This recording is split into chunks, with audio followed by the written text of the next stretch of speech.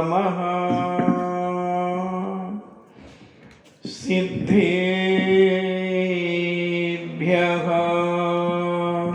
ॐ नमः सिद्धेभ्यः। ॐ नमः सिद्धेभ्यः।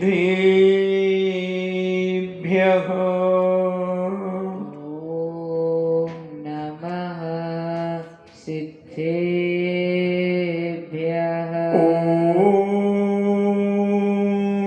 नमः सिद्धेभ्यः।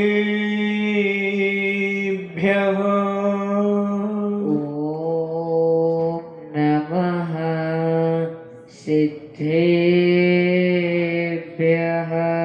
नमो अरिहन्ताणं। नमो अरिहन्ताणं। नमो सिद्धाणं। नमो सिद्धाणं। नमो आयर्याणं। नमो आयर्याणं। नमो उवज्झायाणं। नमो उवच्छायाणं। नमो नोये सब्बेसाहूणं। नमो लोये सब्बसाहूणं। पंच परमेश्वरी भगवान की अहिंसामयी वीतराग विश्व धर्म की जय। देवादिदेव 1008 आदि ब्रह्मा आदिश्वर श्री आदिनाथ भगवान की जय। देवादिदेव 1008 चिंतामणि घोर उपसर्ग विजेता श्री पार्श्वनाथ भगवान की जय। देवादिदेव 1008 शासन नायक बाल ब्रह्मचारी भगवान महावीर स्वामी की जय। परम पूजनीय आचार्य श्रोमणि गुरुवर श्री कुंद कुंद महामुनिराज की जय। परम पूजनीय आचार्य श्रोमणि गुरुवर श्री विद्यासागर जी महामुनिराज की जय। परम पूजनीय निर्व्यापक श्रवण मुनि श्री सुधा सागर जी महाराज की जय। परम पूजनीय 3,9 करोड़ महामुनिराजों की जय। चुल्लक श्री गंभीर परम पूजनीय तपोदय अतिशय क्षेत्र की जय। चुल्लक श्री गंभीर सागर जी महाराज की जय। चर्चा चल रही है अंतरंग शत्रु को हम कैसे जीतें। बाहर के शत्रु तो हम सब जीत लेते हैं। हमारे भारत के नौजवानों ने 250-300 साल से कब्जा किए हुए ब्रिटिश सरकार के लोगों को मुंहतोड़ जवाब देकर के 15 अगस्त 1947 को उनसे हमने स्वतंत्रता पा ली। उन्हें परास्त कर दिया, उन्हें मुंह की खानी पड़ी।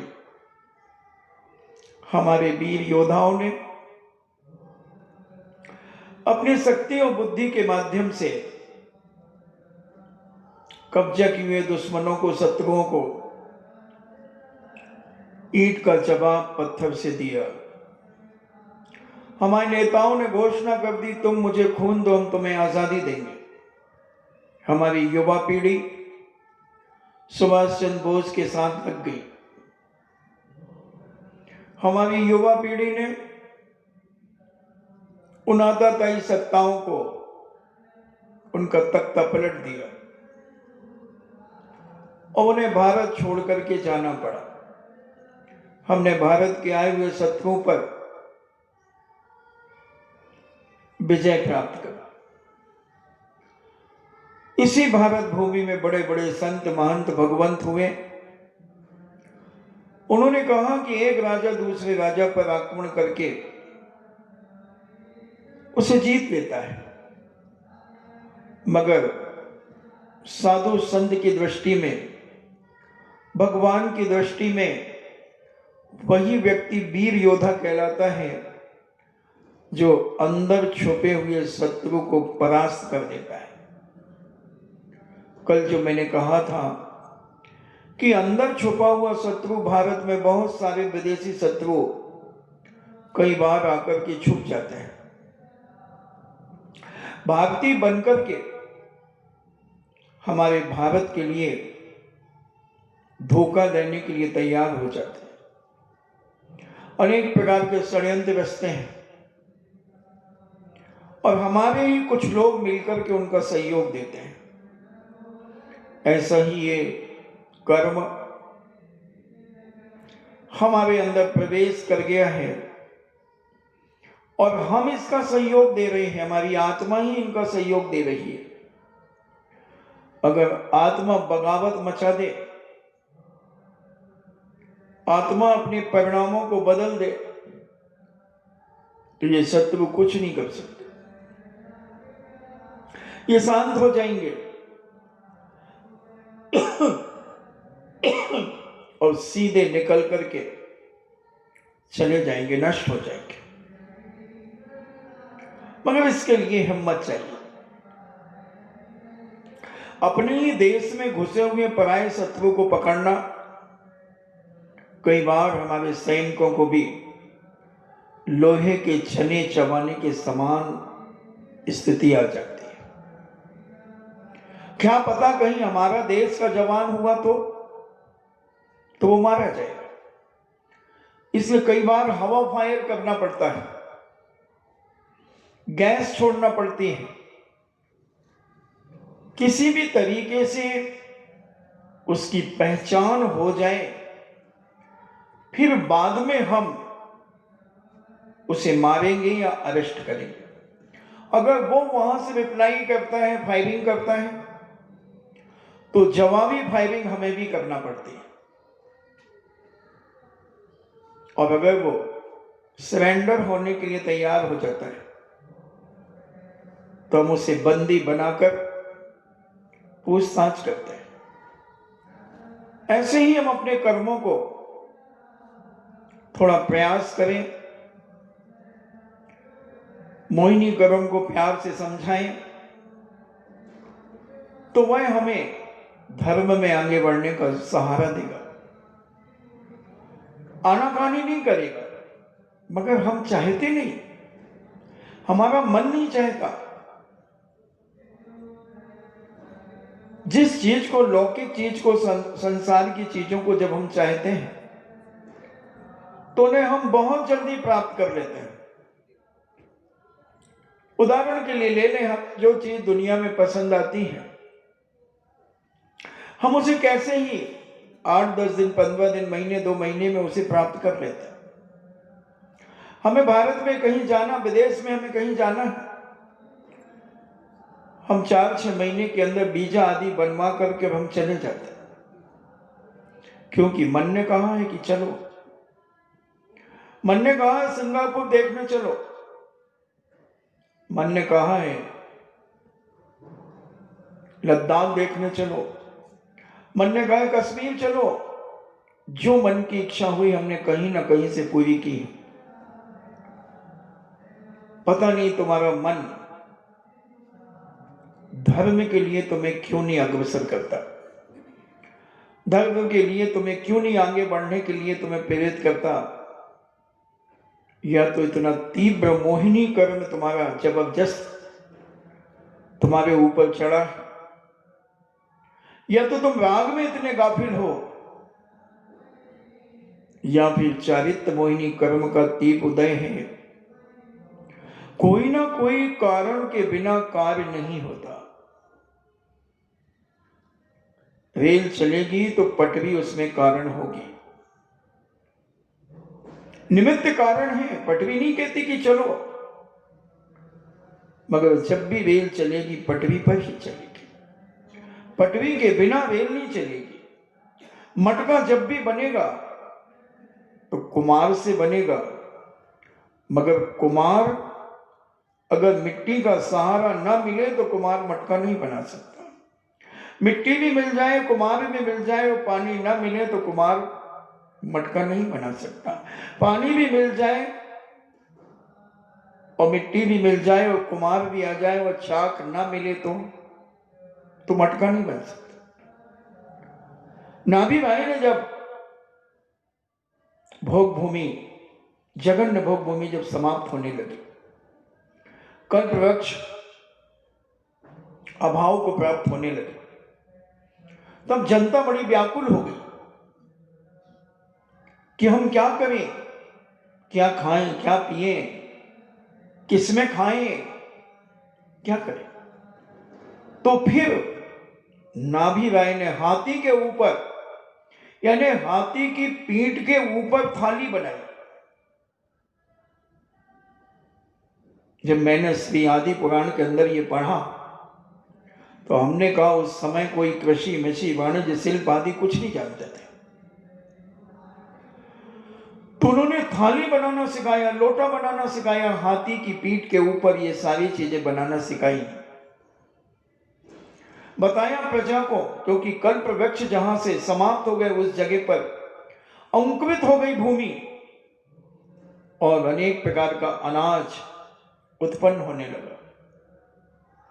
पयांग नाम के कल्प वृक्ष के वहां से बड़े बड़े गन्ने साटे पैदा होने लगे, उनमें से रस चूने लगा, मगर कोई जानता नहीं था कि इनका प्रयोग उपयोग कैसे किया जाता है। तब नाभि राय ने वो सब बताया, ये जहर है, ये विष के पेड़ है, इनको नहीं खाना, इनको खाना, ये जूस है, गन्ने का रस पीना, ये तरल पदार्थ है, इसे पीना, खा भी सकते हो, चूस भी सकते हो और पी भी सकते हो, ये अनाज है, इससे रोटियां बना सकते हो।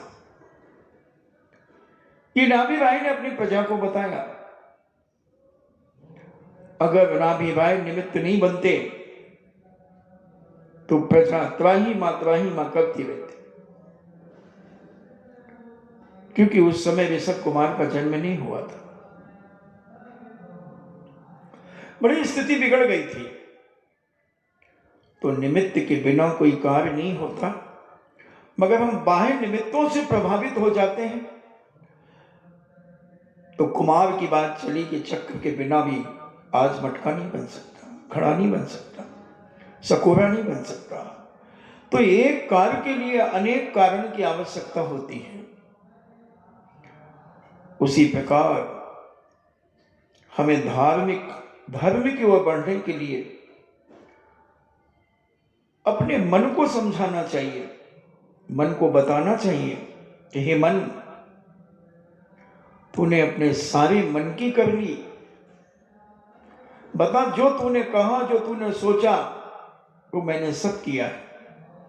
जब से होश संभाला है और आज तक मैंने सारी की सारी बातें मनराज तुम्हारी ही मानी है।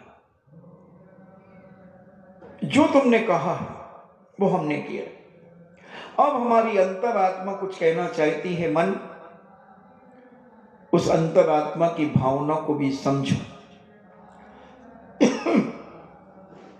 केवल मुझे संसार के कीचड़ में मत ढकेलो। मैं बहुत गिर गया, संसार के कीचड़ में बहुत लिप्त हो चुका हूं।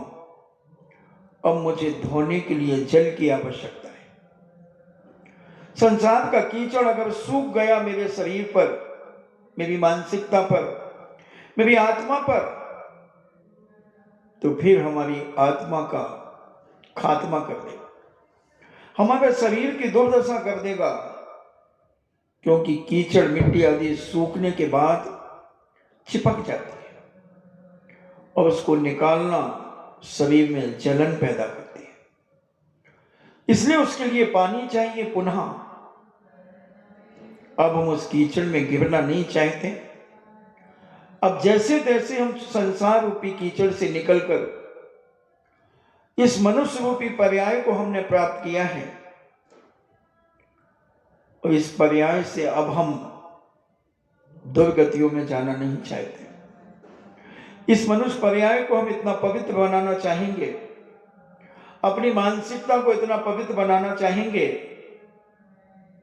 कि अब हम दोबारा इन 84 लाख योनियों में जो निकृष्ट योनियां हैं,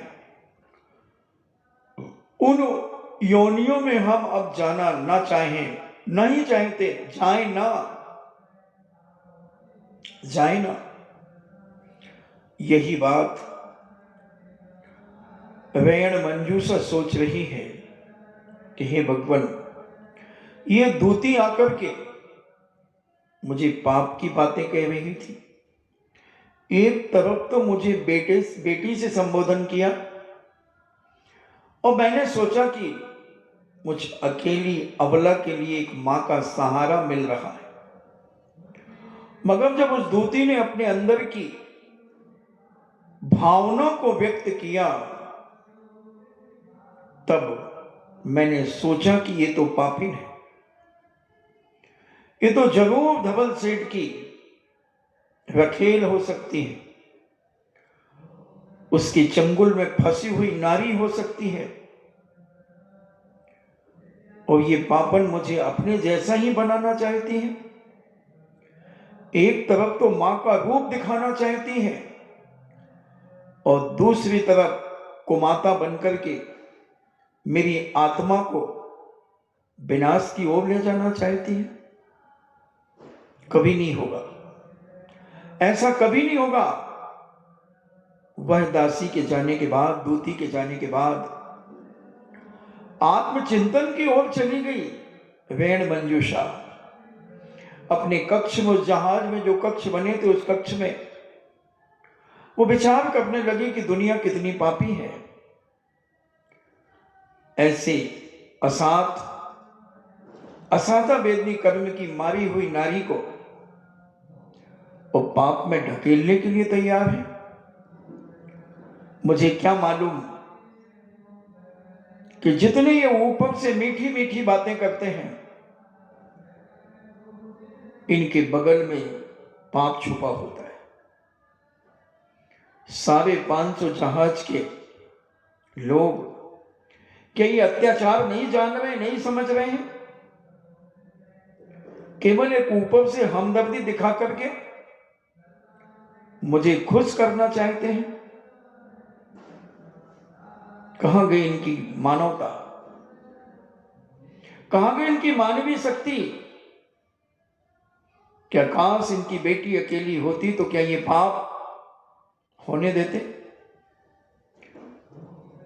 उन्हें ये नहीं मालूम कि ये श्रीपाल की धर्म पत्नी है। ये मिसेस नहीं है श्रीपाल की, ये वाइफ नहीं है श्रीपाल की, ये धर्म पत्नी है, ये गृहिणी है, ये अर्धांगिनी है।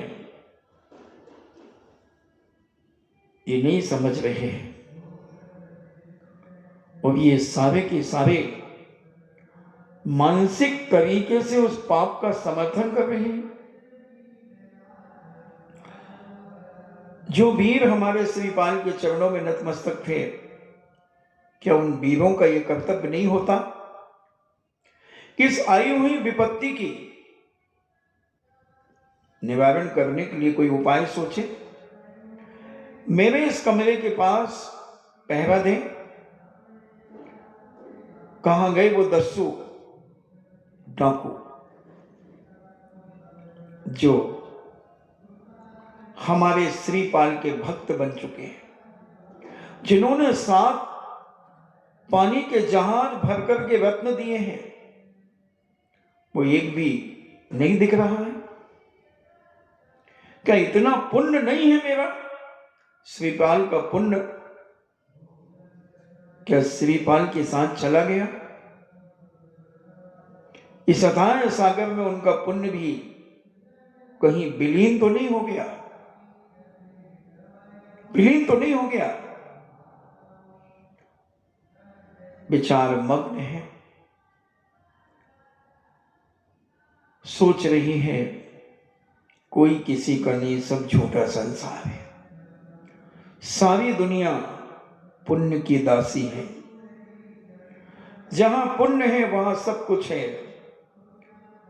आज मेरा पुण्य इतना क्षीण हो चुका है कि एक भी चौकीदार मेरे पास नहीं है, एक भी आत्मरक्षक मेरे पास नहीं है।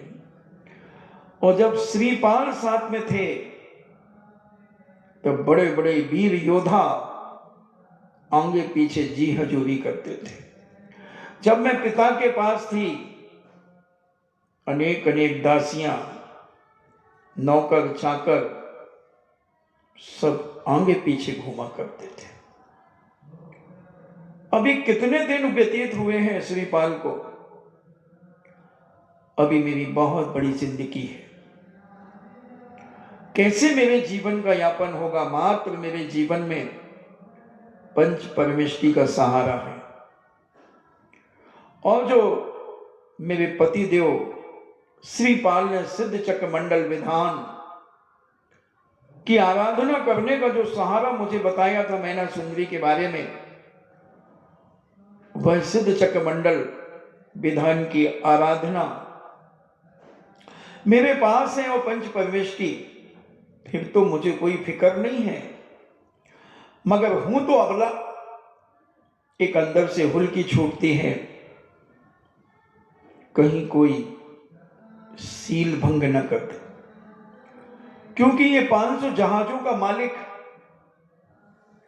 इसकी ही दृष्टि भ्रष्ट हो गई है।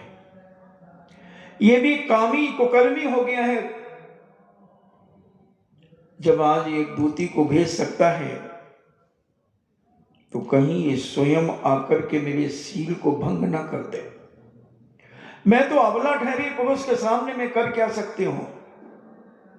कितनी ताकत है मेरी? कहीं मैंने गलती तो नहीं कर दी कि श्रीपाल जब समुद्र में गिर गए थे तो उन्हीं के साथ मैं भी गिर जाती? तो कम से कम अपने चरित्र, अपने सील को पवित्र तो बना लेती। दुष्चरित्रिणी तो नहीं होती। खा लेता कोई मगर, खा लेती कोई मच्छी, तो कम से कम उनकी भूख मिटाने के काम तो मेरा शरीर आता। मैं तो पंच परमेष्टि की आराधना और सिद्ध चक्र मंडल विधान की आराधना करती हुई और सब परिग्रह का त्याग करके आदि व्याधि उपाधि से परे होकर के मैं समाधि धारण कर लेती, जीवन का अंत हो जाता। कम से कम अपने सील की सुरक्षा तो कर लेती। मगर क्या करूं, उस समय विचार नहीं आया। हे भगवान, आपकी शरण में ये दासी, आपके ऊपर मन वचन काय कृत कारित अनुमोदना संभ्रम समारंभ आरंभ, इन सब भावनाओं से 9 कोटि से आपके प्रति आस्था विश्वास रखती है। आप ही नैया पार लगाने में कारण बनेंगे, आपकी भक्ति ही कारण बनेगी भगवान। क्योंकि मुझे विश्वास है, मेरे एक एक खून का कतरा बोल रहा है, जिसके पास ये महामंत्र है, जिसके पास ये सिद्ध चक्र मंडल विधान की आराधना है, वो दुखी तो हो सकती है मगर परास्त नहीं हो सकती। पराजय का को प्राप्त नहीं होगी, दुखी हो सकती है। दुखी होने का कारण, क्योंकि शरीर में एक शक्ति नहीं होने के कारण दुख प्रकट हो सकता है। पुरुष और नारी में बहुत अंतर होता है। पुरुष शक्तिशाली नारी से ज्यादा होता है, उसकी सहन शक्ति ज्यादा होती है, कोई बात नहीं। और वह अपने स्थान पे बैठी बैठी विचार कर रही है। दासी दूती जब धवल सेठ के पास पहुंचती है और धवल सेठ दासी को खाली हाथ आते हुए देखकर क्रोध रूपी अग्नि में और जलने लगता है और कहता है, क्या हुआ, क्या हुआ? दूती कहती है, कुछ नहीं। वो बस में नहीं आ सकती किसी के। उसे अपने चरित्र के ऊपर इतना विश्वास है कि उसके चरित्र को कोई भ्रष्ट नहीं कर सकता। मैंने सब प्रकार के माया जालों का बहुत अच्छे ढंग से मैंने षड्यंत्र रचने का प्रयास किया। मैंने उसे बेटी का संबोधन दिया और जिसे बेटी कह दिया जाए उसकी श्रद्धा उस नारी के प्रति मां का रूप दिखने लगता है, मगर वह अपने आप में इतनी दृढ़ है, इतनी दृढ़ है, मुझे लगता है कहीं वो समुद्र में स्वयं न कूद जाए। उसे भय पैदा हो गया है अब कि मेरे सील के ऊपर आंच आ सकती है, मेरे सील का भंग करने का प्रयास की शुरुआत हो चुकी है, शुरुआत हो चुकी है। वृद्धा दूती ने कर दी है और निश्चित है ये दूती धवल सेठ की ही है। ये भी उसे मालूम हो गया। मैंने भी आपके बारे में कई बार उससे चर्चा की है, आपके रूप रंग की चर्चा की, आपके वैभव की चर्चा की, आपकी शक्ति की चर्चा की, आपके प्रभाव की चर्चा की, मगर वो जब मैं तुम्हारी बात करती थी तो वो घृणा से भर जाती थी। उसका चेहरा घृणा से भर करके और आंखों में तमतमाहटता आ जाती थी। मुझे लगता था ये छत्राणी तो है ही, कहीं ये तलवार उठाकर के मेरी गर्दन न काट दे, या फिर अपनी अंगूठी से निकाल करके जहर न खा ले। मगर वो धार्मिक है सेठ जी, वो आत्महत्या तो नहीं करेगी, क्योंकि उसने बालपने से लेकर विवाह के पहले पहले तक बहुत गहराई से उसने जैन दर्शन को पढ़ा है। आर्यिकाओं के चरण सानिध्य में बैठकर उसने जिनेन भगवान की वाणी को बहुत अच्छे ढंग से समझा है, सब प्रकार के न्यायों को जानती है, अपेक्षा जानती है अनेकांत की, और स्यादवाद उसकी रीढ़ है। इन्हें बहुत जैन दर्शन में मर्मज्ञ विद्वान है वो। इसलिए सेठ जी उसे झुकाना असंभव लगता है।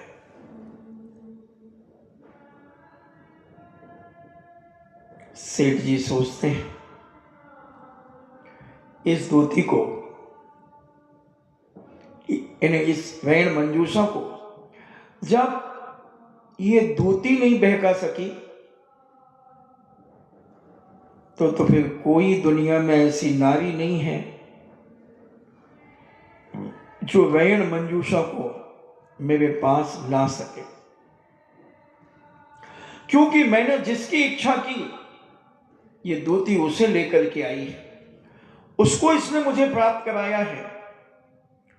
मगर आज मेरी इच्छा को ये दूती भी प्राप्त नहीं करा सकेगी। ऐसा हताश होकर के सेठ ने विचार किया कि एक बार मैं स्वयं मिल सकूं। विचार किया, ऐसा उत्पन्न हुआ उसके अंदर एक विचार कि मैं स्वयं वैण मंजूषा से मिलूं। सारी लज्जा, सारा धर्म, सारे सिद्धांत धवल सेठ ने ताक में रख दिए। आप देखना कामातुर आदमी जब काम में उतर जाता है, कामातुर हो जाता है, कामाग्नि जब उसे जलाने लगती है, तो वह ना पिता की चिंता करता है, न मां की चिंता करता है, न परिवार की चिंता करता है, और ना समाज की चिंता करता है, ना धर्म की चिंता करता है। बस उसके अंदर ही जो कामाग्नि चलती है, उस अग्नि को बुझाने के लिए वो हर संभव प्रयास करने के लिए नीचे उतर जाता है, निर्लज्ज बन जाता है। और जब आदमी ये निश्चय कर लेता है कि बस मुझे अपनी वह इच्छा पूरी करना है, तब वह काम के वशीभूत होकर के प्राणी बिल्कुल विवेक शून्य हो जाता है। विवेक ज्ञान उसका सब खाली हो जाता है, इन्हें मर जाता है ज्ञान। ऐसे तीव्र मिथ्यात्व का उदय आ जाता है उसके अंदर। ऐसा उसका चारित्र मोहिनी कर्म का ऐसा तीव्र उदय हो जाता है कि वो अपने आप को संभालना मुश्किल हो जाता है। पूज्य सुखचंद महाराज जी ने अपने ज्ञानार्णव ग्रंथराज के अंदर उस कामी व्यक्तियों के 10 प्रकार के वेग बताए। 10 प्रकार के वेग कि काम जब उसके अंदर जागता है तो किस किस प्रकार की वह हरकतें करके अपने जीवन का अंत तक करने के लिए तैयार हो जाता है, यानी मरने के लिए भी तैयार हो जाता है वह पापी अपनी वासना की पूर्ति के लिए। ऐसा कामातुर सब अपनी बुद्धि विवेक सब खो देता है। उस पापी के लिए लज्जा, परंपरा से आई हुई वंश की मर्यादा आदि कोई महत्वपूर्ण नहीं होती। वह ना तो गुरु की गरिमा का आदर करता है, न पिता के गौरव का, न मित्र का, न अपने रिश्तेदारों का। इन सब से वह एकदम उदासीन हो जाता है कि कोई किसी का नहीं, बस मुझे वो वस्तु चाहिए, वो वस्तु चाहिए। जैसा छोटा बच्चा हठग्राहिता में अडिग हो जाता है, वो ही चाहिए जो कह दिया। बताते हैं कोई बीरबल की बात कहता है, मगर मुझे बीरबल से ज्यादा विवेकशील और होशियार राजा सैनिक का बेटा अभय कुमार लगता है। वो भी मंत्री पद पर विभूषित है। आपने बीरबल के नाम से सुनी होगी वो घटना जो मैं यहां सुनाना चाह रहा हूं, प्रासंगिक। अभय कुमार एक बार राजसभा में देरी से पहुंचे। राजा सैनिक ने पूछा, लोग बीरबल और अकबर की बात को जोड़ते हैं, मगर अभय कुमार के कारनामे सैनिक चरित्र के अंदर जो लिखे हैं, उनकी बुद्धि और उनकी सूझबूझ का जो वर्णन कुछ बड़ों ने जो अभय कुमार के बारे में कहा है, किया है, बीरबल उनके सामने कुछ नहीं लगते। क्योंकि आज हमारे जैन दर्शन को मानने वाले लोग दुनिया में बहुत कम हैं, लेखनी चलाने वाले भी कम हैं। तो ऐसे हमारे महापुरुषों के को गौण करके दूसरे लोगों के नाम उपस्थित कर दिए जाते हैं। जैसे हमारे कुंद कुंद स्वामी, उन्होंने तिरुवल, उन्होंने एक कुरल काव्य लिखा था, उसको वैष्णव लोगों ने उसको अपना मान लिया, उन्हें वैष्णव साधु घोषित कर दिया। उनके नाम से सरकार ने भी एक सिक्का निकाला, टिकट निकाला। बहुत सारी चीजों को आज लोग करते चले जा रहे हैं। तो मुझे तो ऐसा ही लगता है कि अकबर बीरबल की जगह राजा सैनिक और अभय कुमार हो सकते हैं। तो जब अभय कुमार भले उनके बेटे थे मगर राज्यसभा में तो मंत्री की हैसियत से बैठते थे, जब वो देरी से आए तो उन्होंने कहा, राजा ने कहा कि मंत्री जी, जब सभा का मंत्री, राज्य का मंत्री ही समय पर उपस्थित नहीं होगा तो कार्य कैसे चलेगा। उन्होंने कहा कि राजन, यहां पिता पुत्र का कोई संबंध नहीं है। उन्होंने कहा, राजन, मेरा बेटा थोड़ा सा जिद कर रहा था,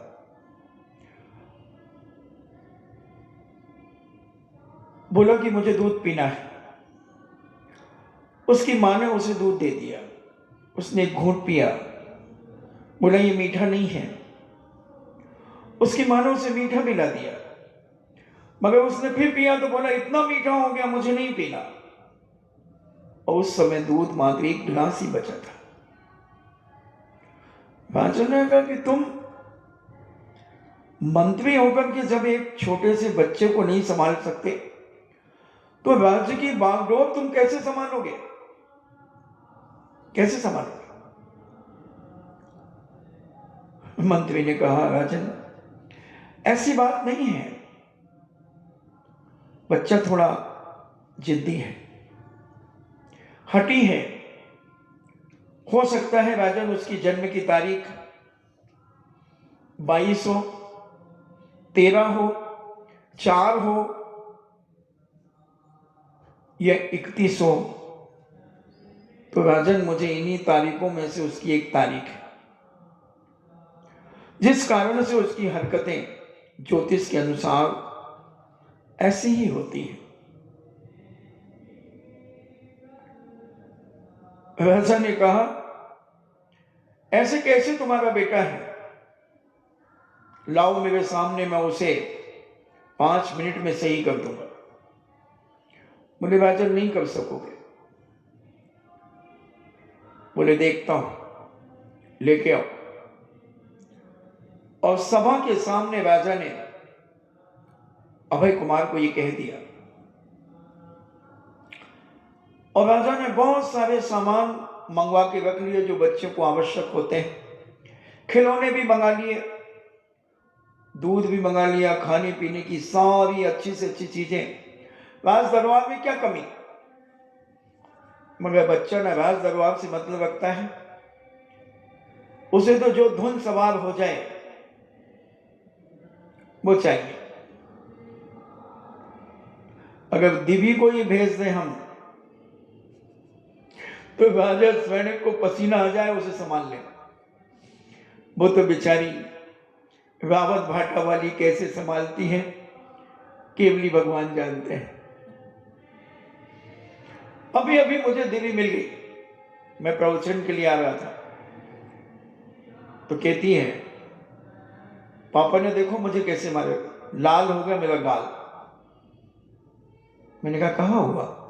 अरे कैसे नहीं हुआ, देखो ये उंगलियां उछल गई पूरी उनकी।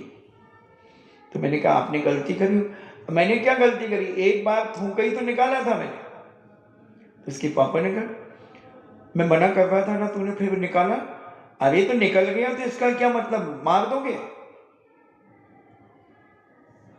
मैंने उसी समय विचार किया कि दिव्य तो बेजोड़ है, अभी शायद बिजोलिया में उसकी कोई जोड़ नहीं होगी उसकी उम्र में। और क्या ईंट का जवाब पत्थर से देती है। कभी कभी तो इतनी नम्र हो जाती है कि अपनी गलती को भी एहसास करती है। मैंने गंदा कार्य किया है, हाँ, सब कुछ स्वीकार करती है, मगर वो लड़का तो दिव्य से भी खतरनाक था। दिव्य तो हमारी प्रेम से कैसे तैसे उसकी मां पुचकार लेती है। और बच्चे मां के अंडर में ही रहते हैं। मां के पास एक मातृत्व शक्ति होती है, पुरुषों में नहीं होती। मां मर्यादापूर्ण, वात्सल्य से भरी हुई और बहुत महत्व की बातें मां करती है। माँ मार भी देगी बच्चे को मगर पुचकार भी लेगी, ये कला उस माँ के पास होती है। पिता तो इतना गुस्से में आ जाएगा कि वो पुचकारना नहीं आता पिता को। पिता हाथ उठा सकता है, डांट सकता है, मगर माँ हाथ उठाती बहुत मजबूरी में है मगर पुचकारने की भी पूरी ताकत रखती है। अपने आंचल से लगा करके उसे जो माँ का आत्मीय प्यार मिलता है उस बच्चे को, उसकी मानसिकता बदल जाती है। भले कुछ देर के लिए बदले मगर बदलती है। माँ के स्पर्श का ही एक ऐसा प्रभाव हुआ करता है। पिता में वो चीज असंभव सी लगती है। और राजा श्रेणिक के पास जब बालक आया, राजा ने बहुत प्यार से कहा, आओ बेटे आओ। वो पहुंच गया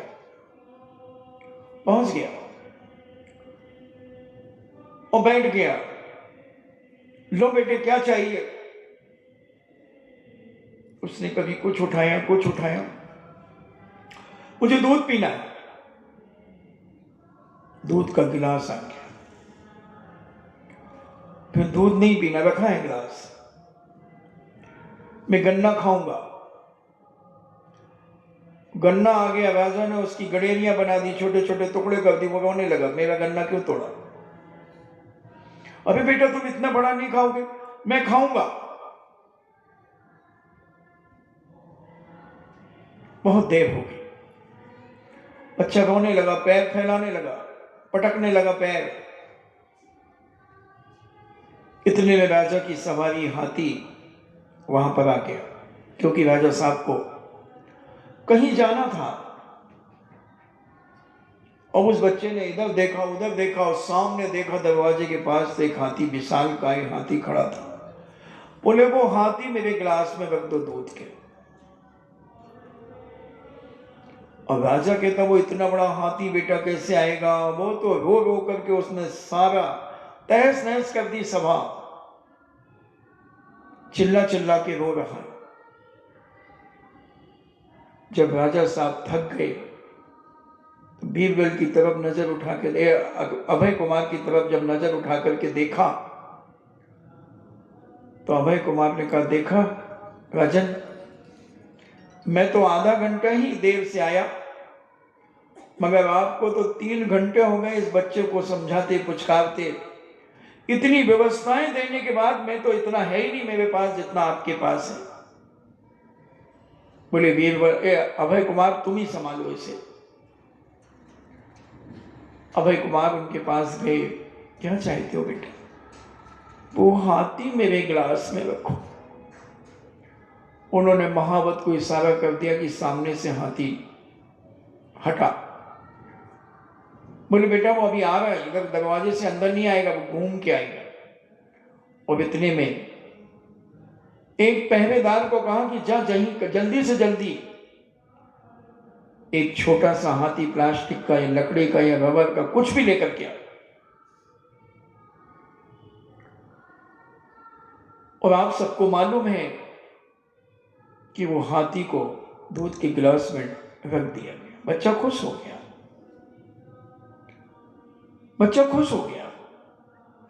तो ऐसी जब जिद किसी की हो जाती है तो उसको संभालना बहुत मुश्किल होता है।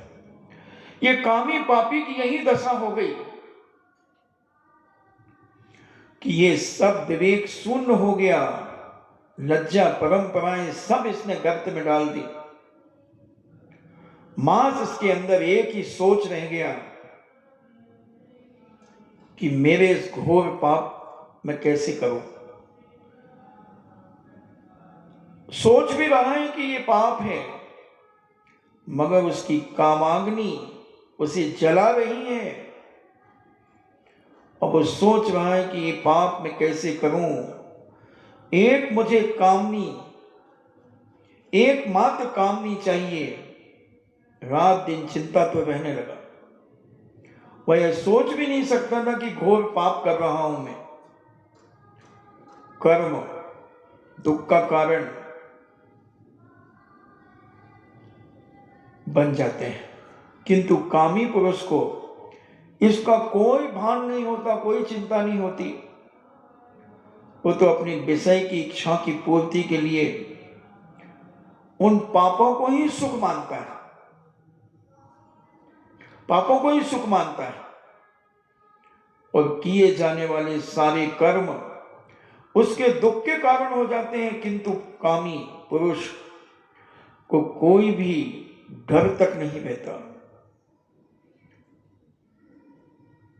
उसके लिए माता पुत्री एवं बहन में कोई अंतर नहीं होता।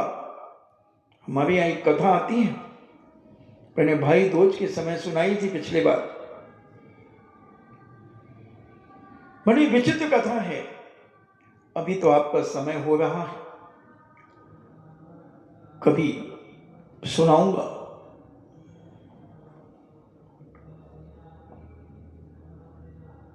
कामी आदमी को कुछ नहीं दिखता, बस उसे काम दिखता है, बेकार दिखता है।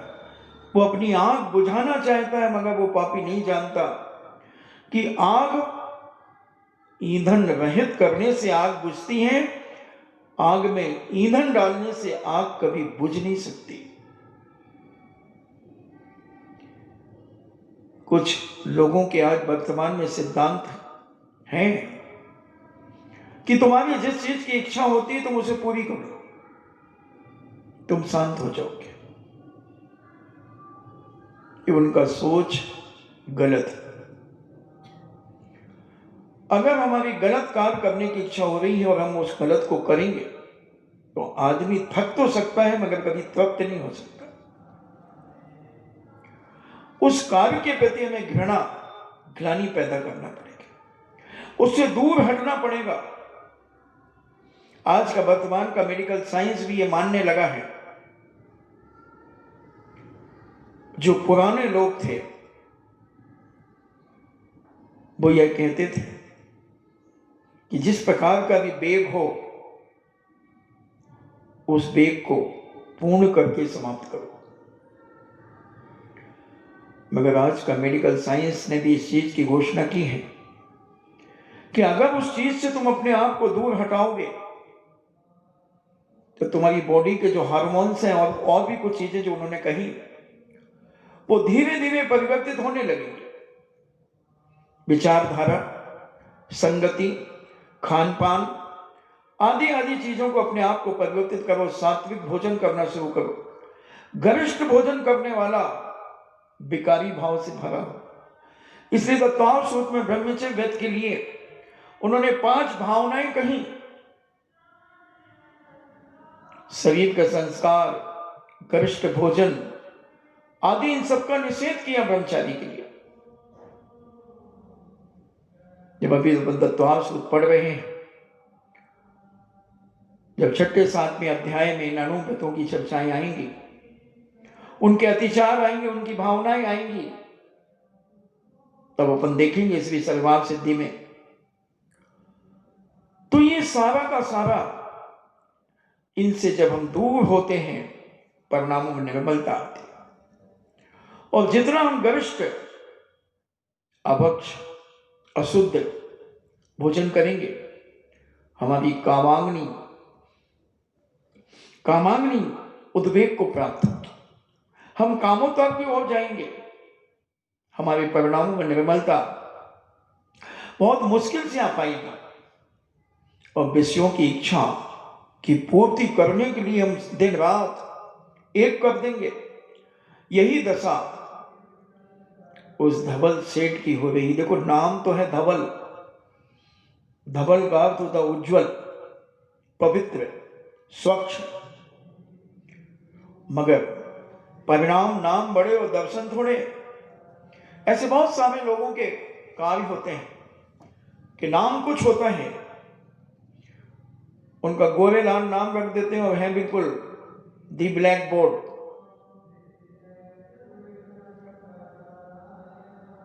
अमीर चंद, और साइकिल में रख करके कचौरियां बेच रहे हैं और अमीर चंद उनका नाम है। तो नाम का प्रभाव भी जीवन में बहुत पड़ता है, वो हम कभी बताएंगे। तो ये सारी की सारी चीजें कामी व्यक्ति के अंदर जागृत हो जाती है। उसे कुछ नहीं दिखता, वो मां, बहन, पुत्री, किसी के ऊपर भी अपना पाप पूरा कर सकता है।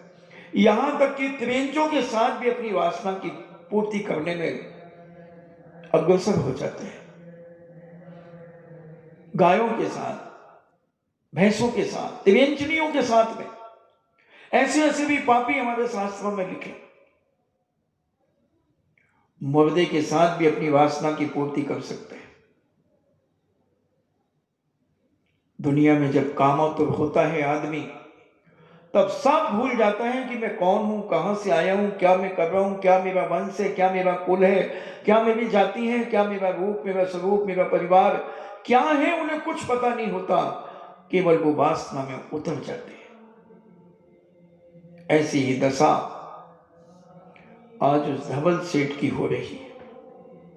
वो भूल गया कि मैं 500 जहाजों का मालिक हूं। मैं 500 जहाजों का मालिक होकर मैं क्या कर रहा हूं। और आज तक कोई भी व्यक्ति दुनिया में इस कामाग्नि को, कामाग्नि की वासना को, काम को करके, काम वासना को करके वो बुझा नहीं सका। बुझा नहीं सका बंधु, इतिहास साक्षी है। चारों तरफ से इतिहास देखो, ऊपर नीचे आजू बाजू सब तरफ से देखो। रावण जैसा भी 17,000 रानियों को पाकर भी अपनी काम वासना को पूर्ति नहीं कर सका। एक दूसरी पर नारी पर उसकी दृष्टि अटक गई, जिसके कारण सारी लंका 1 लख पूत 1.25 लाख नाती जाके घर में दिया न बाती। 1 लाख पुत्र 1.25 लाख नाती जिसके परिवार में थे, आज दीपक जलाने वाला भी कोई नहीं बचा। क्योंकि पर नारी में जो जीव असक्त होता है, उसका जीवन कहीं का नहीं रहता।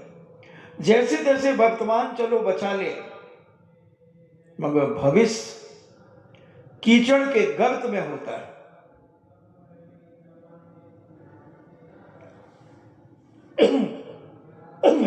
उस आदमी को कोई अच्छी दृष्टि से नहीं देखता जो बिना विवाहित पर नारी पर आकर्षित होता है। विवाह करके लाने में कोई दोष नहीं है। 1 लाओ, 2 लाओ, 5 लाओ, 10 लाओ, 50 लाओ, 96,000 तक लाओ, मगर विवाह करके लाओ, समाज की स्वीकृति से लाओ, और उनकी परिवारिश करने की जिम्मेदारी तुम्हारी होगी। उनकी सब आवश्यकताओं की पूर्ति करना तुम्हारा कर्तव्य होगा। औकात हो तो ले आओ। महाराज एक ही नहीं संभल रही, वही कई बार अचानक केस लॉन्च कर देती है, अचानक धावा बोल देती है। वो एक ही नहीं समझ रही अभी तो, और आप कह रहे हो इतनी। मैं तो कह रहा हूं, अगर कामाग्नि तुम्हें जल रही हो, अगर कामातुर हो रहे हो, तो ले आओ। कभी काम से तृप्त नहीं हो पाओगे बंधु। रावण जैसा आदमी तृप्त नहीं हो पाया। 96,000 रानियों को पाने वाले चक्रवर्ती 8 तो तृप्त होकर के उन्हें छोड़ करके चले गए, मगर 4, 2 नरक चले गए, 2 स्वर्ग चले गए और 8 मोक्ष चले गए। ये नहीं कह रहा हूं कि कोई तृप्त नहीं होता, मगर जो मैंने कहा कि अग्नि में जब तक ईंधन देना बंद नहीं करोगे, तब तक अग्नि बुझेगी नहीं बंधुओं, बुझेगी नहीं। होली आती है, होली में लोग होल का दहन करते हैं। कई स्थानों पर कंडे, लकड़ियां वृक्ष आदि जलाते हैं, मगर वो अग्नि कितने दिन रहती है? अगर धुआं भी छोड़ दी गई तो 3 दिन के अंदर सब शांत हो जाती है, क्योंकि अग्नि की आयु, अग्नि की उम्र, जो अग्नि का एक जीव है उसकी उम्र 3 दिन रात है। 3 दिन रात है उसकी उम्र। अगर उसे और अग्नि न मिले, ईंधन न मिले, तो वो समाप्त हो जाएगी। वो तो जीव और नए नए आते जाते हैं। उसी प्रकार अगर हम अपनी कामाग्नि को शांत करना चाहते हैं तो हमें काम के साधन से दूर होना पड़ेगा। काम के साधन को दूर करना पड़ेगा, क्योंकि अग्नि और घी, अगर स्त्री को हम घी कहें और पुरुष को अग्नि कहें, तो घी के पास अग्नि आएगी तो घी पिघलेगा, और घी के पास अग्नि जाएगी तो पिघलेगा, और घी अग्नि के पास जाएगी तो भी पिघलेगा। इसलिए इनसे बहुत दूर लोग कहते हैं कि महाराज आप शिविर जो लगाते हैं वो शिविर में सारे लोगों को रखिए ना, बालक बालिकाओं को, माताओं को, बहनों को, भाइयों को, पिताओं को, सबको रखिए। हमारे महाराज विवेक शून्य नहीं है, वो विवेकवान है। वो बहुत आगे पीछे का सोच करके अपना कदम उठाते हैं। 1993 में जब शिविर की सबसे पहले चर्चा आई थी, 131 शिवरात्रि, अचानक कल से 10 लाक्षण पर्व लगना है, और आज गुरु भक्ति के बाद मन में उनके आया कि चलो उस संस्कार की बात करें। प्रवचन तो होंगे ही 10 लाक्षण के, कुछ युवा पीढ़ी को जागृत करें।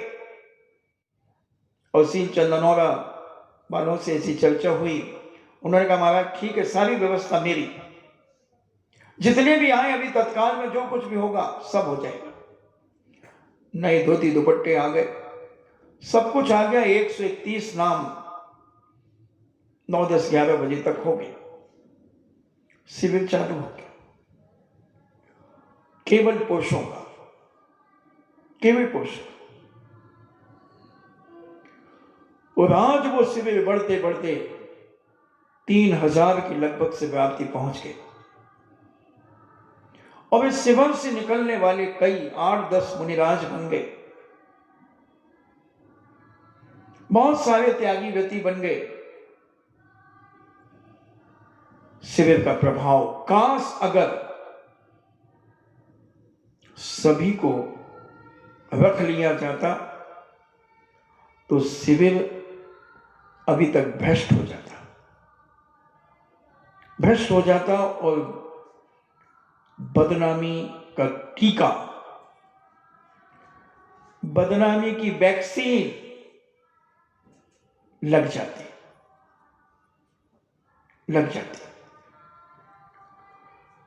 तो ये इनसे बचने के लिए इन्हें तृप्त नहीं किया जाता, इन्हें छोड़ा जाता है,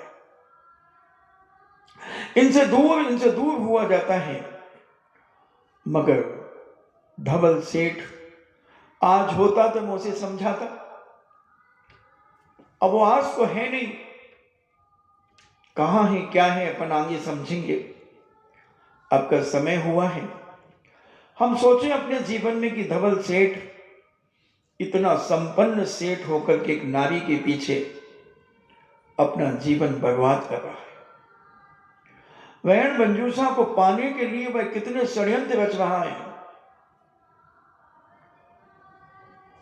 अपनी दृष्टि को दूषित कर रहा है।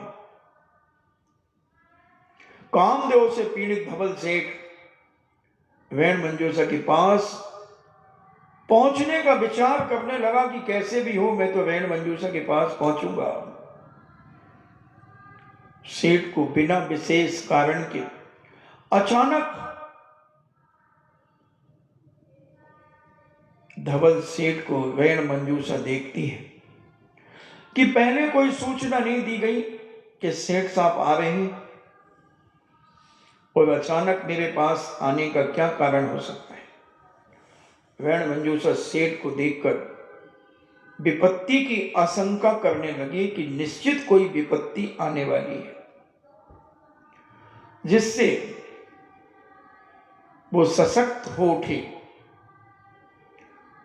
उसका मुख मलिन हो गया, खिला हुआ पुष्प जैसे कुमला जाता है, ऐसा उसकी मानसिकता में परिवर्तन आया। उसके चेहरे पर मलिनता आ गई।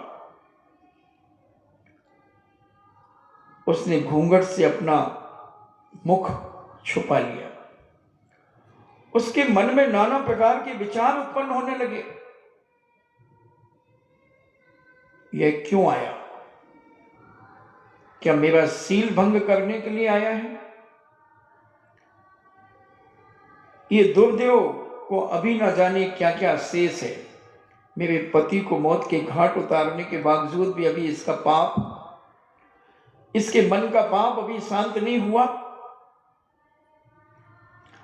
अभी तो प्राण प्रिय का भोग, शोक मेरी मानसिकता से अभी समाप्त नहीं हुआ, मगर एक नया दुख देने के लिए ये प्रकट हो गया है। मैं संभल भी नहीं पाई और यह विकराल विपदा सामने खड़ी हो गई है। ऐसा मैं विचार करने लगी उस धवल सेठ को देखकर। अगर मेरा सील भ्रष्ट करने का अभिप्राय से यह मेरे पास आया है, तो क्या इसी ने मेरे स्वामी को समुद्र में गिरा दिया है? ऐसा संदेह असंभव नहीं है, यह संभव हो सकता है। इसमें कोई विशेषता, इस अवस्था में इसकी कुचेष्टाएं क्षण प्रतिक्षण स्पष्ट होती जा रही है। उस वृद्धा दूती को भी इसी ने भेजा होगा। पानी के जहाज में भी इसी पापी का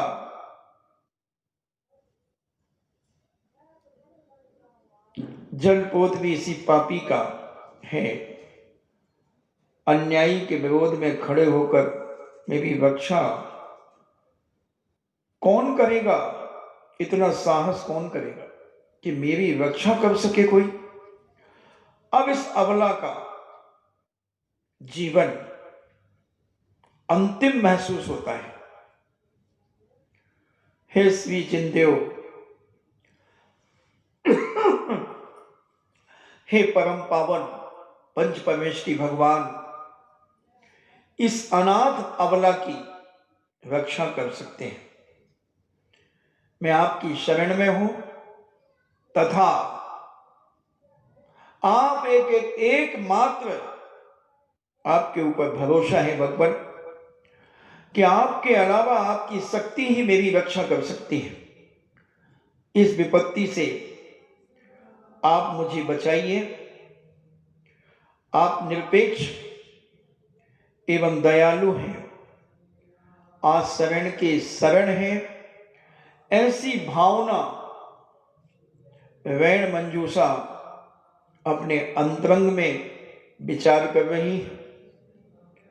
धवल सेठ दरवाजे तक पहुंच गए हैं और वहीं बाहर खड़े हैं। आपका समय हुआ, फिर देखेंगे अपन। पाप पुण्य का झगड़ा खड़ा हो गया है। पाप भी जीत सकता है। कभी कभी पापी का पापानुबंधी पुण्य इतना तेज होता है कि पुण्य फीका पड़ जाता है, दब जाता है।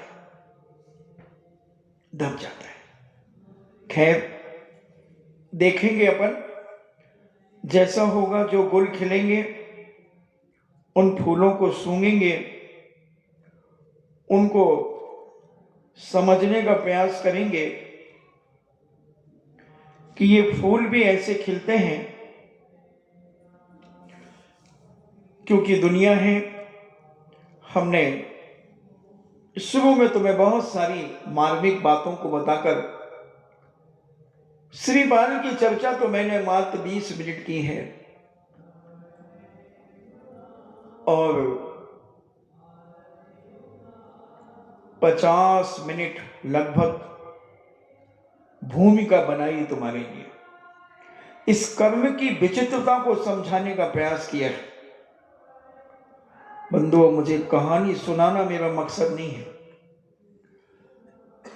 उस कहानी के माध्यम से मैं तुम्हारे जीवन को वो मार्ग दिखाना चाहता हूं जिस मार्ग से तुम्हारी आत्मा परमात्मा बनेगी, जिस मार्ग से तुम्हें संसार से भय पैदा होगा, जिस मार्ग से तुम्हारे अंदर कामाग्नि शांत होगी, कामातुर भस्म होने का प्रयास करेगा। इन्हीं मंगल भावना के साथ सबकी आत्मा परमात्मा बने। जिनवाणी स्तुति। बीरे हिमाचल तैने केसी गुरु गौतम के मुख्य कुंड डरी है।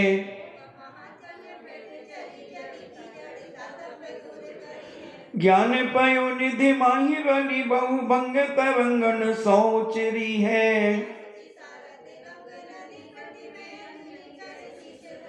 यह जग मंदिर में अनिवार्य अज्ञान अंधेरे छयो अति भारी।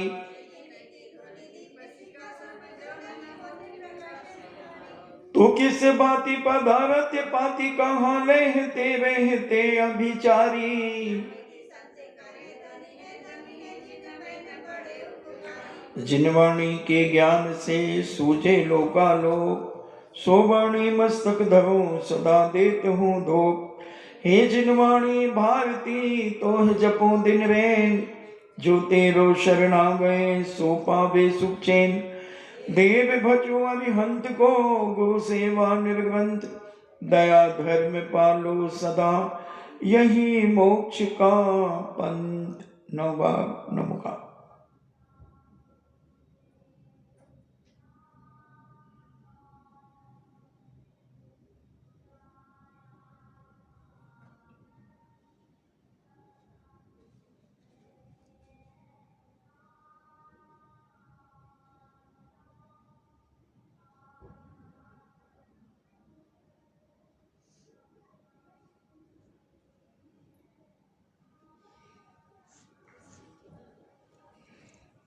परम पूजनी द्वादशांग जिनवाणी माता की सुत देवता सुत देवता सुत देवता जैनम जेतु शासनम